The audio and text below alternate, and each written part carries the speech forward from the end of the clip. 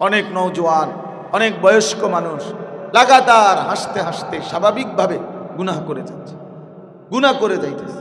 এই মিথ্যা বলতেই আছে, হারাম খাচ্ছেই খাচ্ছে, ঘরে পরিবারে আল্লাহর নাফরমানি চলছে চলছে, স্বাভাবিক বানায় নিছে। কোনো একটা আমল হয়তো করে, কিন্তু আরো 10টা গুনাহ স্বাভাবিক বানায় নিছে ঘরের মধ্যে, জিন্দিগির মধ্যে। এই জন্য আল্লাহ তাআলা বলছেন, গুনাহ যখন দীর্ঘ হয়ে যায়, তার মানে সে আল্লাহকে ভুলে যায়, তো আল্লাহ একদিন তাকে তার আখিরাত ভুলিয়ে দেয়, তার আখিরাত তার আর মনে থাকে না। উলাইকা হুমুল ফাসিকুন।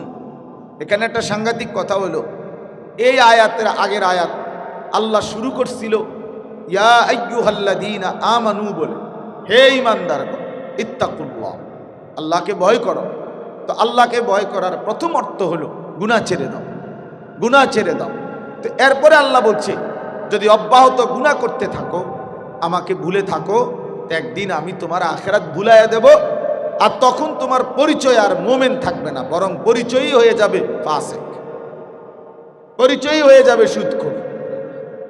তোমার নামের পরিচয় মানুষে চিনবে এই নামে, ও তার কথা কোন তো সুদখোর, হ্যাঁ, ও এই তো কথা, আরে এই তো সিটার, হয়তো 2 নম্বরই ব্যবসা করে, এতো ইয়াবা কারবারি, এত মদ কর, নেশা কর, ও তার কথা বলছে, আর তো গাঁজা কর।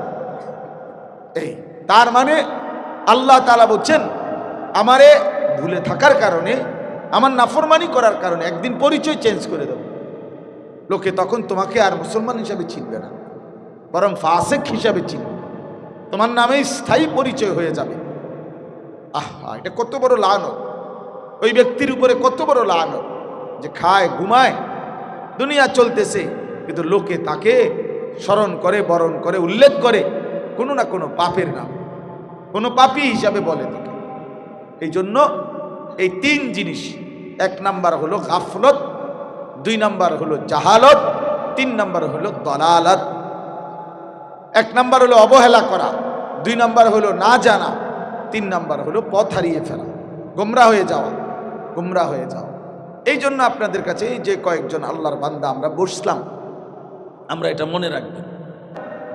আপনি সবই জানেন, সবই বুঝেন, মূলত আপনার কলিজার ভিতরে আখিরাতের ওই পরিমাণ কদর নাই, পরকালের ওই পরিমাণ প্রয়োজন নাই।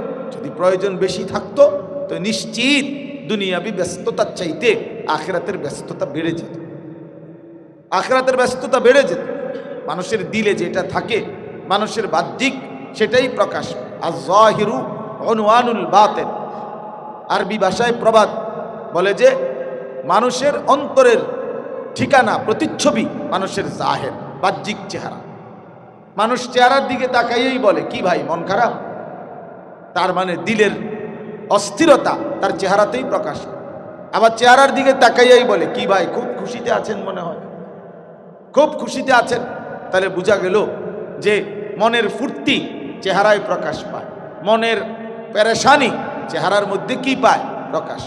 তাহলে আপনার আমার কলিজার ভিতরে আখিরাতের ব্যাপারে কি হালাত, ইমানের ব্যাপারে কি হালাত, কবর পরকালের ব্যাপারে আসলে আমাদের দিলের মধ্যে কি আছে, এটা আমাদের বাহ্যিক চলাফেরা, কথাবার্তা, উঠা বসা দ্বারাই প্রমাণ।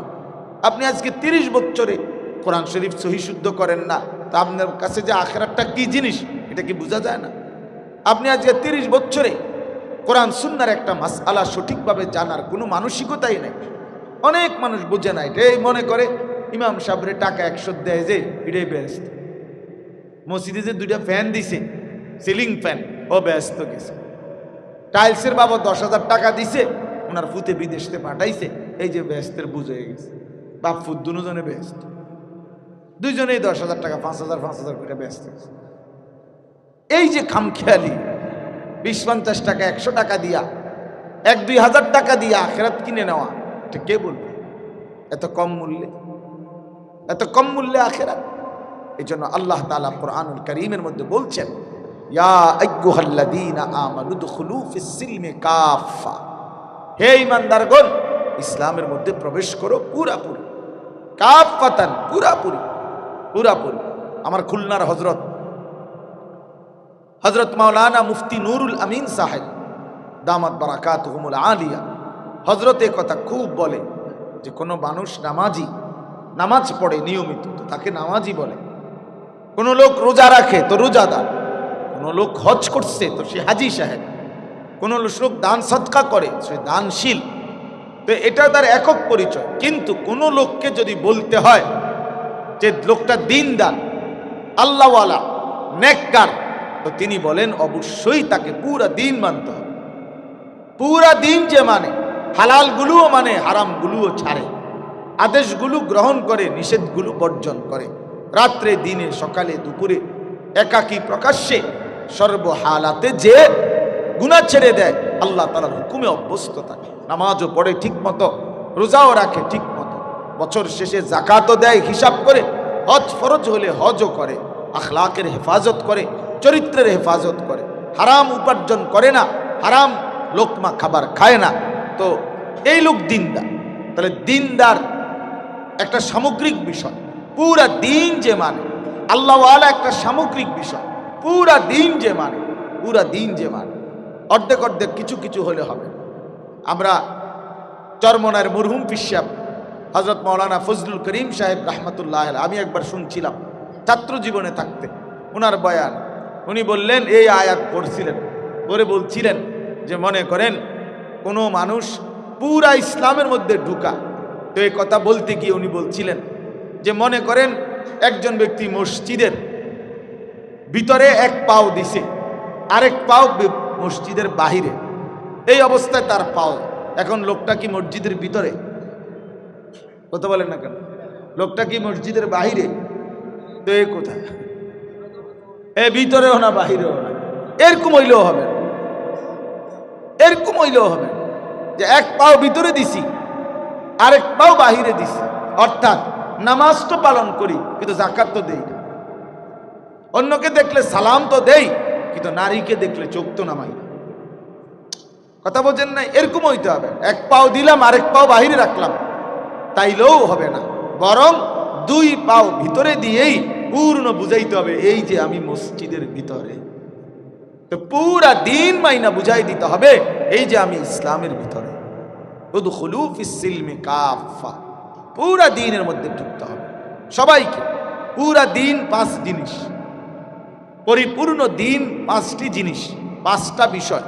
এক নাম্বার হলো ঈমান, কিছু বিষয় আছে বিশ্বাসের, এগুলো যথাযথভাবে ঠিক রাখা, এটা দিন।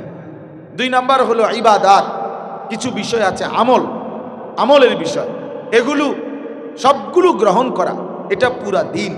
কিছু বিষয় আছে মুআমালাত, পারস্পরিক লেনদেন, এগুলো সঠিক করা, এটা আমার দিনের অংশ।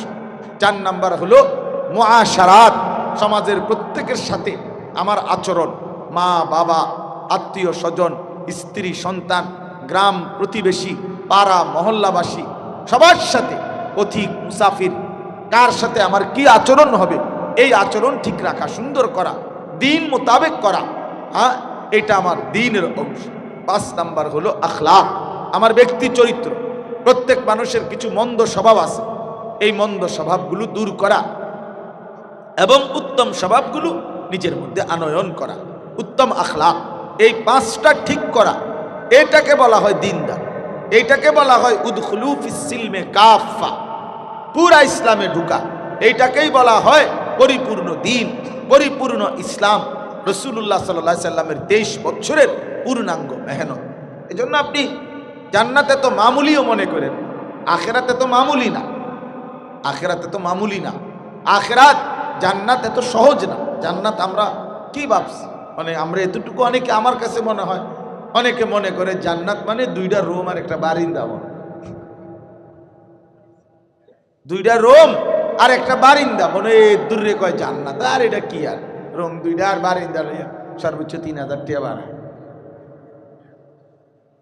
3000 টাকা ভাড়া, তো এইটা এরকম মনে করছে জান্নাত কি দুইটা রুম আর একটা বারান্দা এটা? তাইলে এই জন্য খামখেয়ালি না করা, খামখেয়ালি না করা।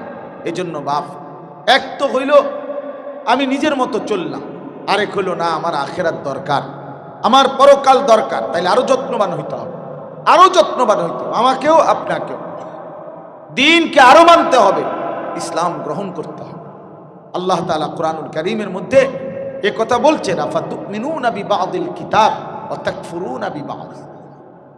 আল্লাহ তাআলা বলেন এটা তোমাদের কেমন আচরণ আমার বান্দা, যে তোমরা আমার কোরআনের কিছু অংশ তো মেনে নিলা, আবার কিছু অংশ ত্যাগ করলে। নামাজের হুকুম এটা মেনে নিলা যারা নামাজ পড়ো, তো হালাল উপার্জন, বাজার ব্যবসায় হালাল রোজগার, এটা কেন প্রত্যাখ্যান করলা? এটা কেন প্রত্যাখ্যান করলা? তো আল্লাহ তাআলা বলেন এটা তো ঠিক হলো না, এটা তো ঠিক হলো না। বান্দা পুরা দিন মানে যেই সাহাবীর কারণে এই আয়াত নাজিল হয়েছে, ওই সাহাবীর নাম হলো হযরত আব্দুল্লাহ ইবনে সালাম রাদিয়াল্লাহু তাআলা আনহু। উনি ছিলেন ইহুদিদের বড় পণ্ডিত মদিনায়। তো ইহুদি ধর্মের মধ্যে উটের গোশত খাওয়া হারাম। উনি মুসলমান হওয়ার পরে তো উটের গোশত তো ইসলাম ধর্মে হালাল। তখন উনি সাহাবায়ে কেরামের সাথে এরকম উট রান্না করছে, তো ওনারে বলছে খাইতে। তখন উনি বলছে যে ভাই আমি শতভাগ জায়েজ মনে করি, হালাল এটা নিঃসন্দেহে, আমি মুসলমান, কিন্তু আমি দীর্ঘদিন যাবৎ ছোট্টবেলা থেকে কোনো দিন উটের গোশত না খাওয়ার কারণে আমার কেমন জানি একটু অস্বস্তি লাগতেছে, আমি না খাই, এতটুকুই বলছেন। হারাম বলে নাই, না জায়েজও বলে নাই, শুধু খাইতে চাচ্ছিলেন দীর্ঘদিনের কারণে উনি হঠাৎ করে খাইতে চাচ্ছিলেন না। এটা এর দূরে বলছে। কোরআনুল কারীমের আয়াত নাজিল হয়েছে, মহান আল্লাহ পাক রব্বুল আলামিন বলছেন ইয়া আইয়ুহাল্লাযীনা আমানু উদখুলু ফিস-সিলমি কাফা, পুরা ইসলামে ঢোকো, পুরা। তার মানে আমি এটা বিশ্বাস করি যে এটা হালাল, এর দূর বললে হবে না, খাইয়া প্রমাণ করে দাও, খাইয়া প্রমাণ করো। মুখে বললে হবে না, মুখে বলবে, মুখে বললাম আমি প্রিয় নবী সাল্লাল্লাহু আলাইহি সাল্লামকে মানি, মুখে বললাম আমি মুহাম্মদ সাল্লাল্লাহু আলাইহি ওয়াসাল্লাম নবী পাকের উম্মত, তাকে আমি খুব ভালোবাসি, তিনি সর্বশ্রেষ্ঠ নবী, তিনি বিশ্ব নবী, ইত্যাদি ইত্যাদি অনেক কিছু বললাম, কিন্তু জিন্দেগির মধ্যে সুন্নাত কোথায়? জিন্দেগির মধ্যে সুন্নাত কোথায়? জীবনের মধ্যে সুন্নত কই? রাসূলুল্লাহ সাল্লাল্লাহু আলাইহি সাল্লামের তরিকা কোথায়? এই জন্য দয়া করে এটা বুঝতে শিখেন, আমিও আপনিও, আমরা প্রত্যেকের, এই আপনারা একজনই বুঝেন, আমার কোনো অসুবিধা নেই, কিন্তু একজনও বুঝে নেন যে আমাকে পুরা দিন মানতে হবে। জান্নাত মামুলি না, অনেক দামি নিয়ামত, সর্বশ্রেষ্ঠ নিয়ামত জান্নাত। আল্লাহ তাআলা কোরআনুল কারীমের মধ্যে কোথাও বলছে ফাউজান আযীমা, কোথাও বলছে আজরান আযীমা। সব জায়গায় জান্নাতের কথা বলতে গিয়ে আল্লাহ বলছে আজিম, জান্নাত সর্বশ্রেষ্ঠ, অনেক বড় পুরস্কার, অনেক বড় বিনিময়। আজিম বলছে জান্নাতের ব্যাপার।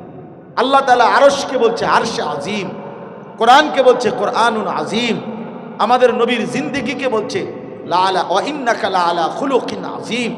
জান্নাতের পুরস্কারকে আল্লাহ তাআলা বলছে আজরে আজিম, ফৌজে আজিম, শ্রেষ্ঠতম পুরস্কার আজিম। আমরা তাফসীরের মধ্যে পড়ছি যে আল্লাহ যে বলছেন আরশে আজিম, আল্লাহর আরশ কত বড়, এটার একটা উদাহরণ দিছেন যে আল্লাহ পাকের আরশ, আল্লাহ তাআলার কুদরতি সিংহাসন, সেটা কত বড়। আল্লাহর আরশের নিচে আল্লাহ পাকের আরেকটা জিনিস আছে, সেটা হলো কুরসি। কুরসি আল্লাহ তাআলার কুদরতি চেয়ার, যেখান তো এই কুরসি সে এই 7 আসমান কোরআনে আছে, 7 আসমানের উপর থেকে 7 তবক জমিনের নিচ পর্যন্ত পুরাটা আল্লাহর মাখলুকাত বেষ্টন করে আছে আল্লাহর কুরসি।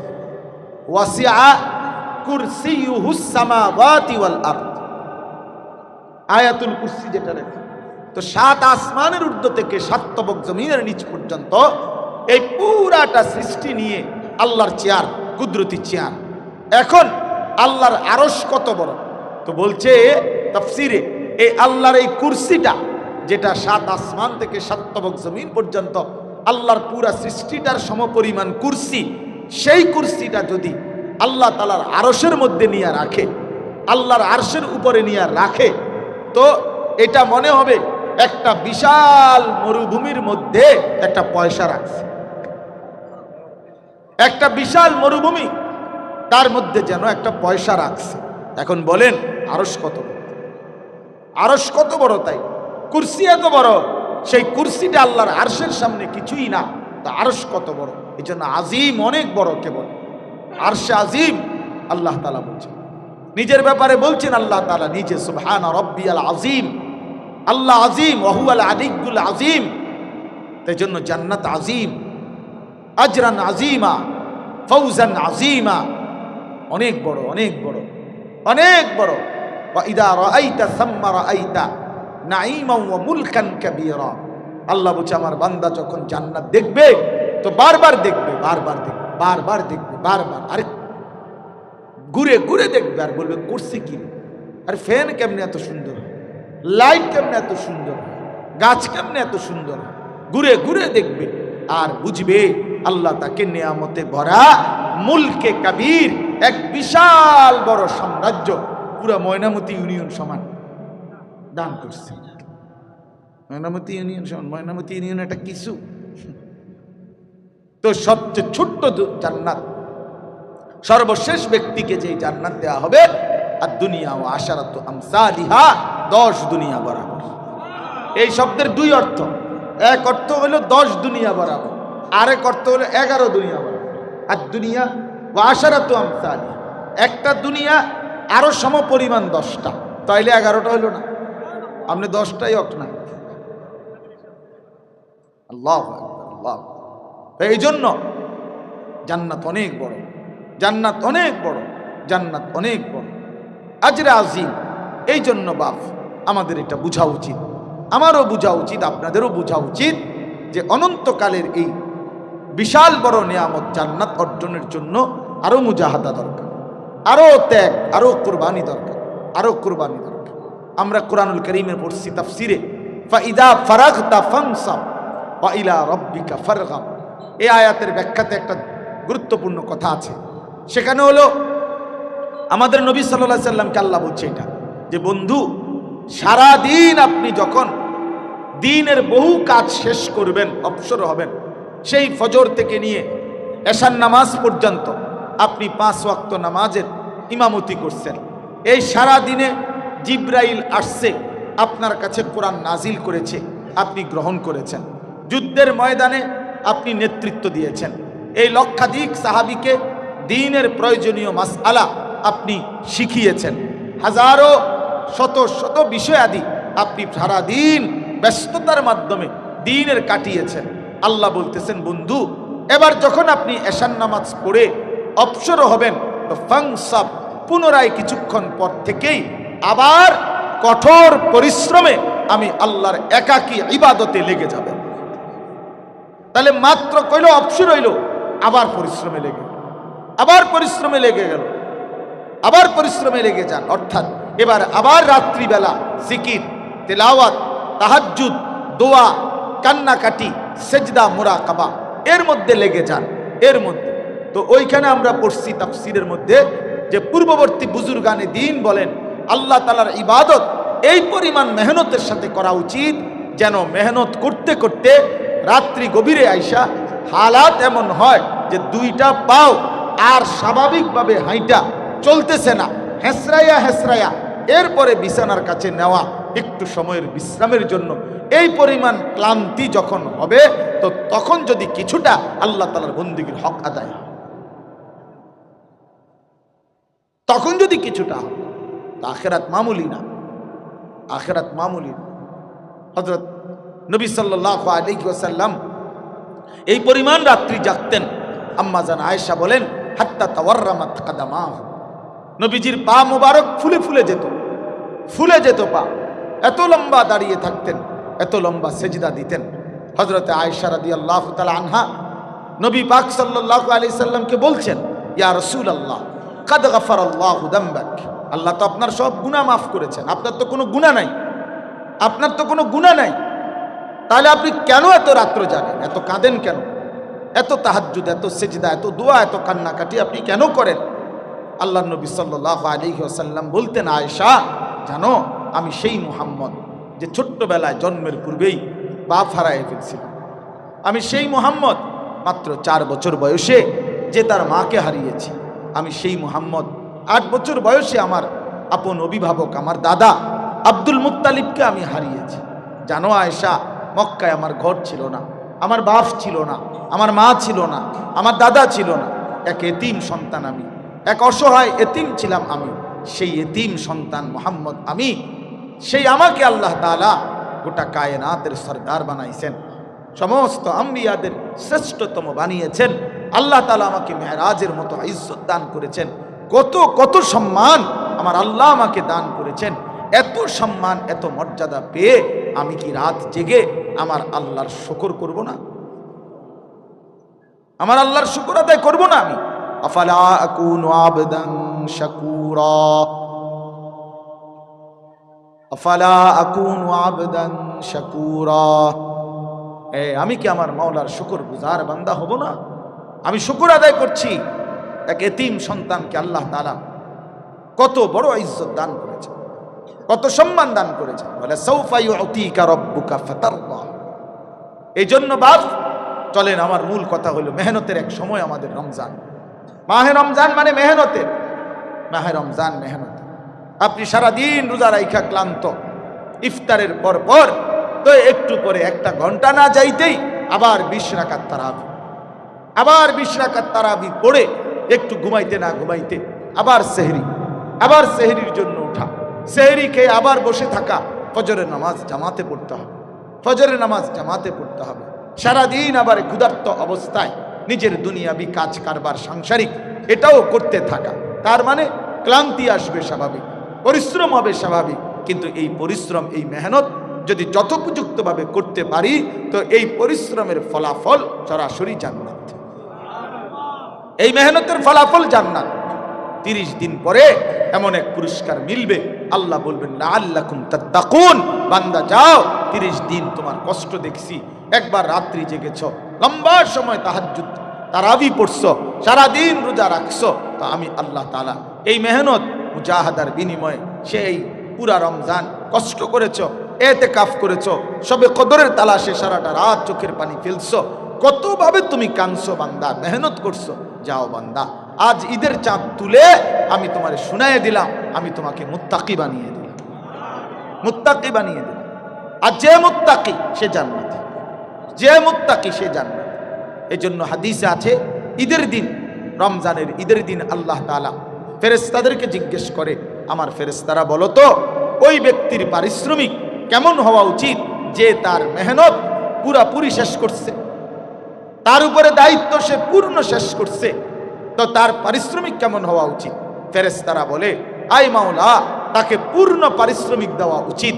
তো আল্লাহ তাআলা তখন বলে, ফেরেশতা তোমাদেরকে সাক্ষ্য রেখে আমি বললাম, ওয়া ইজ্জতি ওয়া জালালি ওয়া ইরতিফা'i মাকানি, আমার ইজ্জতের কসম, আমার সম্মানের কসম, আমার সুউচ্চ মর্যাদার কসম, আমার এই বান্দাগুলো আমার রমজানের হক আদায় করছে, মেহনতের হক আদায় করছে, পরিশ্রমের হক আদায় করছে, আমি যা চেয়েছি তা আদায় করেছে, যাও আমি তাদেরকে পুরাপুরি মাফ করে দিলাম।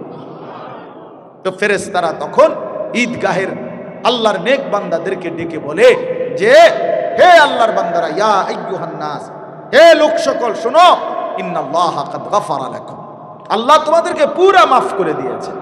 ফারজিউ রাশিদিনা ইলা রিহালিকুম, তোমরা খুশি খুশি চিত্তে তোমাদের ঘরে ফিরে যাও, ঘরে।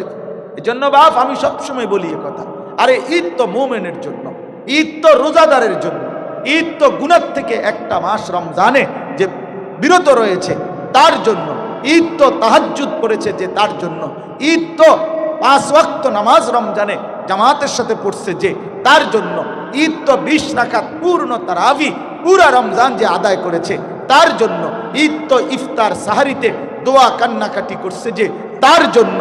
এই বেহায়া বেপর্দা এই অসভ্য নারী যেগুলা বাজারে বাজারে ঘুরে, মার্কেটে মার্কেটে ঘুরে, এসব অসভ্যদের জন্য কোনো ঈদ বলতে কিচ্ছু নাই। এটা তোদের আবার ঈদ কি? তোদের ঈদ কি বেশরম? তোদের আবার কিসের ঈদ? ঈদ তোদের বাপের ঈদ কি মার্কেটওয়ালার? জুতার দোকানদারে নিয়ে ঈদ দিছে, টেলিভিশনের নর্তকী নিয়ে ঈদ দিছে। ঈদ মানে জুতা, ঈদ মানে নতুন জুতা, ঈদ মানে নতুন কাপড়, ঈদ মানে নতুন শাড়ি, ঈদ মানে নতুন গহনা, এড দেয়, ঈদ মানে নতুন জুতা। অর্থাৎ ঈদ মানে আমনের মতো নাফরমান রে পুরান জুতা দিয়া ফিরতো না, নতুন জুতা দিয়া ফিরবে। পুরান জুতা মানে একটু লুজ হইয়া গেছে, এটা ফিরতে গেলে এবার ছিঁড়া ফিরা যায়, এই জন্য নতুন জুতা একটু শক্ত, ফিরতে সুবিধা হইবে, আপনার ইচ্ছা মতো ফেরন যাবে যাতে করে। এই জন্য নাফরমানের আবার ঈদ কিসের? নাফরমানের আবার ঈদ কিসের? হারাম করে আবার ঈদ কিসের? সারা মাস সুদের ব্যবসা করছে, তোর আবার ঈদ কিসের ব্যাপার?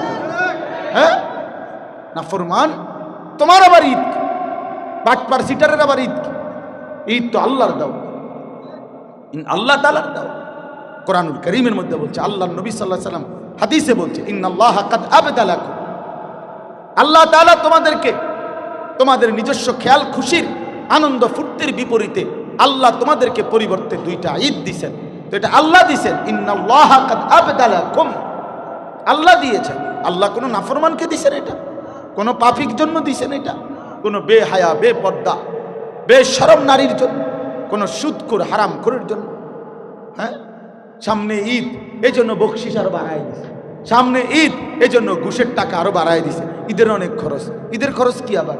সেমাই কি এক বালতি খায়নি বেটা? হ্যাঁ, কথা বলেন। আশ্চর্য নাফরমান, আশ্চর্য নাফর।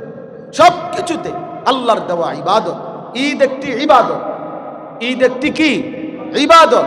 ইবাদত, এক ইবাদতের শুকর আরেক ইবাদতের মাধ্যমে আদায় করা। আমাকে যে আল্লাহ তাআলা একটা মাস আল্লাহর হুকুম মানার সুযোগ দিয়েছেন, এই খুশিতে ঈদের দিন আল্লাহ তাআলার জন্য আরো অতিরিক্ত 2 রাকাত নামাজ পড়ে আল্লাহ তাআলার শুকর আদায় করা, যে মাওলা আপনি যদি হায়াত না দিতেন, আপনি যদি সুস্থ না রাখতেন, আপনি যদি তৌফিক না দিতেন, তো আমি রমজান কেমনে রাখতাম, রোজা কেমনে রাখতাম, তারাবি কিভাবে পড়তাম, তাহাজ্জুদ কেমনে পড়তাম, আমি ইতিকাফ কিভাবে করতাম। আপনি তো তৌফিক দিয়েছেন মাওলা, এই জন্য আপনার শুকর। খোলা মাঠে আপনারে আবার সেজদা দিল, আবার সেজদা দিল। এই জন্য বাপ, মাহে রমজান মেহনতের মাস। কিসের মাস বলেন? মেহনত। কিসের মেহনত? আখিরাতের মেহনত।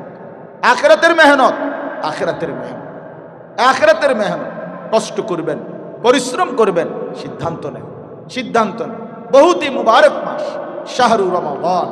পুরা 30 পারা কোরআনের মধ্যে আল্লাহ তাআলা এই একটি মাস কেবল নিজে উচ্চারণ করছে, শাহরু রমাদান।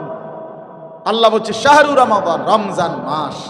মানে কি সুন্দর, নিজে আল্লাহ তাআলা উল্লেখ করছে রমজান মাস। আরবি 12 মাসের আর কোনো মাসের নাম কোরআনে নাই। মুহররম, সফর, রবিউল আউয়াল, রবিউস সানি, জামাদিউল উলা, জামাদিউস সানি, এরপরে রজব, শাবান, রমাদান, শাওয়াল, জিলকাদা, জিলহজ্জা, কোন মাসের নাম নেই, শুধু রমজান। আল্লাহ নিজে বলছেন শাহরু রমাদান, রমজান মাস, রমজান মাস। এটা আল্লাহর জবানে উচ্চারিত হয়েছে, এটাই তো আমাদের জন্য খুশির ব্যাপার। এবার নবীজির জবানে উচ্চারিত হয়েছে, আমাদের নবীও উচ্চারণ করছে, ইজা দাখালা রমাদান, ইজা জাআ রমাদান। নবীজি বলেন ইজা দাখালা রমাদান, শোনো যখনই রমজান আসে, ফুতিহাত। আমি বুঝলাম না আমরা ছেলেগুলো কথা বলে কেন? আমরা ওইখানে কোনো উস্তাদ নাই? আমাদের মাদ্রাসার শিক্ষকরা ছুটিতে গেছে নাকি? আমাদের উস্তাদরা কোথায়? মাদ্রাসার উস্তাদরা কোথায়?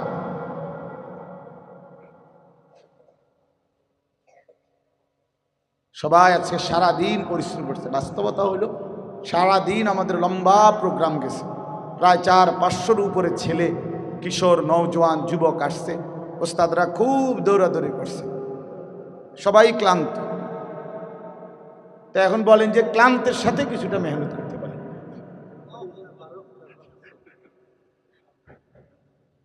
আচ্ছা জি, তো বলতেছিলাম যে মাহে রমজানে এই মেহনতের মাস, পরিশ্রমের মাস, পরিশ্রমের মাস।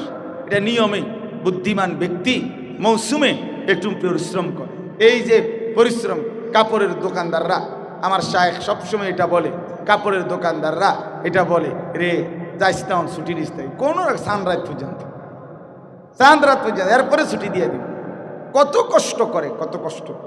ওই দিন আমার এক পরিচিত চিটাগাংয়ের ব্যবসায়ী ভাই, উনি বলতেছে, হুজুর কাস্টমারের দোকানে ওনারা 5 জনে, 5 ভাই একসাথে এক দোকানে ব্যবসা করে। সারাটা দিন মাল বেচতে বেচতে অনেক সময় ক্যাশের সামনে প্লেটের মধ্যে ভাত নিয়া টাকাও লই, আবার দুগা ভাতও খাই, এত ব্যস্ত। তাহলে দুনিয়ার জন্য কি পরিমাণ মেহনত করতে হয়, কি পরিমাণ মেহনত করে মানুষ। সিজন বুঝে, সিজনে মানুষ একটু মেহনত করে, একটু পরিশ্রম বাড়িয়ে দেয়। রমজান আখিরাতের সিজন, রমজান জান্নাতের সিজন। রমজান গুনাহ মাফ করাবার সিজন। হইতে পারে আমি 11 মাস খামখেয়ালি করে আল্লাহর কাছেতে কাঁদতে পারি নাই, গুনাহ মাফ করাইতে পারে নাই। হইতে পারে আমি ঠিকমতো ইবাদত করতে পারি নাই। আল্লাহ বলছে আচ্ছা ঠিক আছে বান্দা, 11 মাস আমি ছেড়ে দিলাম, বান্দা যাও। 11 মাস আমি ভুলে গেলাম, তুমি একটা মাস কদর করো। 11 মাসের ঘাটতি আমি 1 মাসে 70 গুণ বেশি পুরাইয়া দেব। যা আমি দিমু, যা তো ভালো বান্দা, তবু ভালো হয়ে যা, তবুও জান্নাতি হ বান্দা। আর কি করবো বান্দা, আর কি করবো তোমাকে? যাও বান্দা, আমি মাফ করে দেবো বললাম। 11 মাস আমাকে ভুলেছিলাম, আচ্ছা আমি কিছু মনে করলাম না, সব ভুলে গেলাম। আমার রমজানকে কদর করো, আমার রমজানকে কদর করো। শাহরু রমাদান আমার উচ্চারণ করা মাস। নবীজি বলছেন, নবীজি উচ্চারণ করছে, ইজা দাখালা রমাদান ফুতিহাত আবওয়াবুর রাহমা। যখনই রমজান আসে রহমতের সব দুয়ার আল্লাহ খুলে দেয়। ফুতিহাত আবওয়াবুল জান্নাহ, জান্নাতের দুয়ার সব আল্লাহ খুলে দেয়। অগুল্লিকাত আবওয়াবুন নার, জাহান্নামের দরজা বন্ধ করে দেয়। অসুলসিলাতিশ শাইতান, সমস্ত শয়তানগুলো আল্লাহ তাআলা শেকলে বন্দী করে ফেলে। তাহলে একটা মজার বিশেষণ আমি যেটা বুঝছি, আমার ছোট বুঝ, এটা হলো, একটা তো বুঝাইতে চাইলাম এই কথা যে আল্লাহ পাক নিজে বলছেন শাহরু রমাদান, বলেন তো এটা কে বলছে? তাহলে রমজান কার জবানে উচ্চারিত হয়েছে? এবার শুনলেন নবীজির জবানে উচ্চারিত হয়েছে কিনা? ইজা দাখালা রমাদান, ইজা জাআ রমাদান, এভাবে নবীজি বলছেন। তাহলে আমার আল্লাহর জবানে উচ্চারিত মাস, আমার রসুলের জবানে উচ্চারিত মাস, এর চাইতে বড় দামি আর কি হইতে পারে? এর চাইতে বেশি দামি আর কি হইতে পারে? এবার আসেন ওই কথাইটা যে আল্লাহ নবী সাল্লাল্লাহু আলাইহি সাল্লাম বলেন, রমজান মাসে জান্নাতের সব দরজা আল্লাহ খুলে দেয়, জাহান্নামের সব দুয়ার বন্ধ করে দেয়, শয়তানগুলোকে শেকলে বন্দি করে ফেলে। এখন আমি যেটা বুঝাই, আমার নানার বাড়ি নাঙ্গলকোট, কুমিল্লা নাঙ্গলকোট জেলায় পেরিয়া ইউনিয়ন আমার নানার বাড়ি। তো আমরা ছোটবেলায় নানার বাড়িতেই বেশি বেড়াইছি, বড় হয়েছি। আমার ছোট ভাই এখানে একজন আছে, ও আমার ছোট ভাই আরিফ আছে। তো আমরা নানার বাড়িতেই বেশি বেড়াইতাম ছোটবেলায়। নানার বাড়িতে যে কোনো বন্ধে ছুটিতে মার সাথে নানার বাড়িতে বেশি যাইতাম। তো আমার নানার বাড়িতে দেখতাম ছোটবেলায়, আমার পুরা মনে আছে যে 10টা 11টা 12টা বাজে, মনে করেন মেহমান আসছে, জির জামাই আইছে, নাতির জামাই আইছে। তখন নিয়ম ছিল গ্রামের সকালবেলায় তো মুরগি, পালা মুরগি, দেশি মুরগি পালতো মানুষ ঘরে ঘরে। সকালবেলা মুরগি ছেড়ে দিছে, তখন জামাই আইছে 11টা বাজে, মেহমান আইছে 12টার দিকে।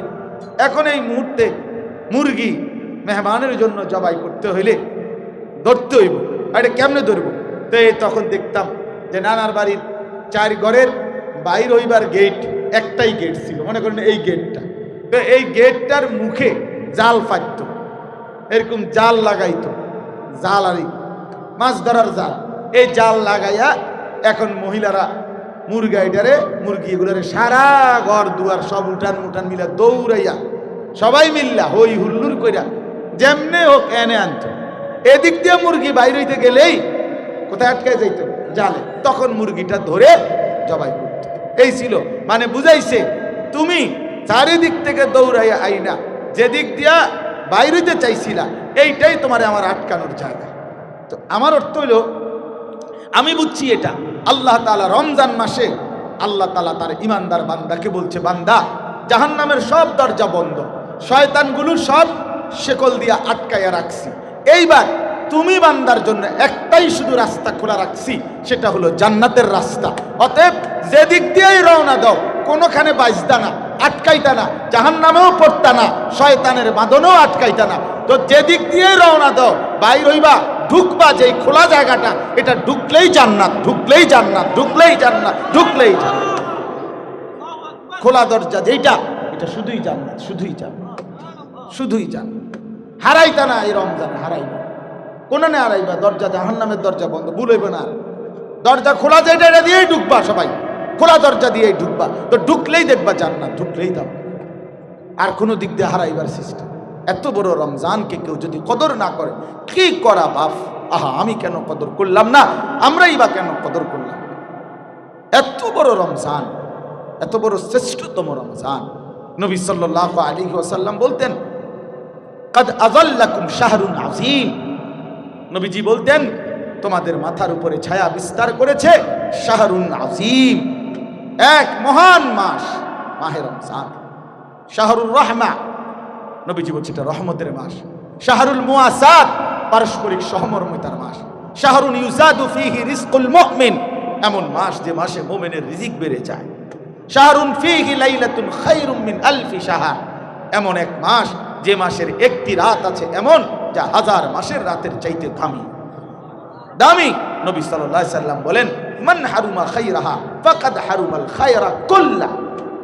আল্লাহর নবী বলেন, হায় উম্মত, সবে কদর রমজানের এই রাত যে বঞ্চিত হলো সে তো সমস্ত কল্যাণ থেকেই বঞ্চিত। ও তো আর কিছুই পাইল না। আসলে সবে কদরই পাইলি না বেটা, জীবনে পাইলি কি? রমজানকে কদর করতে পারলি না মুসলমান, কদর করলি কি? কদর করে নাকি? কদর করে নাকি? কদর করল 50 বছর 60 বছর কোন জীবনে 10টা দিন আল্লাহর ঘর মসজিদে এতেকাফ করবে এই সুযোগ হয় না। আহ, কেমন দুনিয়া উনি সাজাইয়া লাইছে, কি দুনিয়া উনারে পাইয়া লাইছে। আয় হায়, সকালে বাজার করে, রাইতে রাইতে রাত্র হইতে হইতে তরকারি শেষ হয়ে যায়, সকালে পরের দিন আবার বাজার করে। তো কি হইল? কি হইল? দুনিয়া এত যত্ন করে খাট পালং সোফা ফার্নিচারের মধ্যে বার্নিশ করিয়া ঘরে রাখে, 1-1.5 বছর না যাইতেই আবার নতুন করে বার্নিশের দরকার হইয়া পড়ে। তো কি হইল আর দুনিয়া? এত সুন্দর প্লাস্টিকের দরজা লাগাইছে বাথরুমে, 3 মাস না জাগাইতে ছিটকারি নাই, মাইজগান দিয়া ছিদ্র ফাইটটা পড়ে রয়েছে। কি ভাই এন দিয়া নাই গাইতে ফোড়ানে ভেঙে গেছে। হ্যাঁ, আমরার মাদ্রাসার দরজা বা প্লাস্টিকের দরজা বদলাইতে বদলাইতে শেষ এখন স্টিলের দরজা লাগাইছে। এরপরে নিয়ত আছে পাথর দিয়ে দরজা বানানো, যাতে ইসরাফিল ফু দিলে আর যদি ভাঙে। এই ছাড়া আমি আর কোনো উপায় দেখি না। ফোলাইনে পাথরের টা ভাঙ গেল ইনশাআল্লাহ। বাচ্চা মানুষ না, এরা উড়াই লেবে সব। তাহলে এই জন্য বললাম দুনিয়া ধোকা, দুনিয়া ধোকা। এই মাত্র গুছাইলো, আবার একটু পরে আবার যেইস আবার যেইস আবার যেইস।